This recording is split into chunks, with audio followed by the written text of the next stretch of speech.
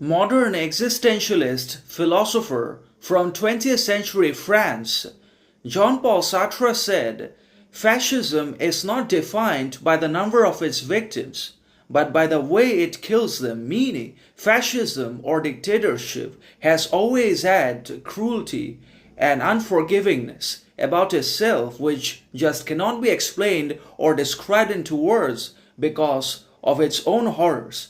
But fascism cannot also be defined or characterized by the lives it claims or by the number of victims that fall into it, but by the way it kills, terminates, and executes them mentally, emotionally, psychologically, and in front of everyone that defies, disobeys, or rebels against it in the first place. So if we defy fascism or dictatorship, then that is going to destroy us outright. Whether its guards are going to shoot or chop our heads off.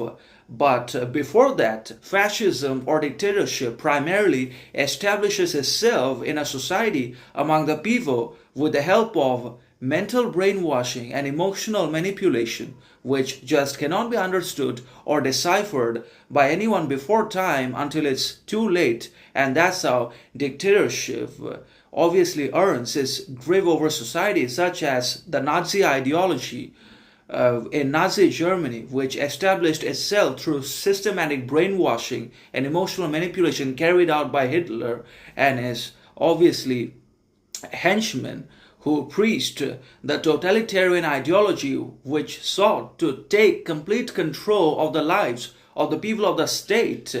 And it obviously dismantled their thinking and perception abilities and eliminated critical thinking, rationality, reason, and intelligence from the scene. And anyone who thinks in those terms is not going to be heard by anyone or probably eliminated from society in its entirety. So fascism does not just claims lives, but it kills them very brutally without any mercy or display of any emotion. And that is what makes fascism or dictatorship very dangerous and unacceptable under any circumstances and situations. And we must also be willing with our character to rebel against any thought or perception which seeks to imprison our mind and take our freedom away.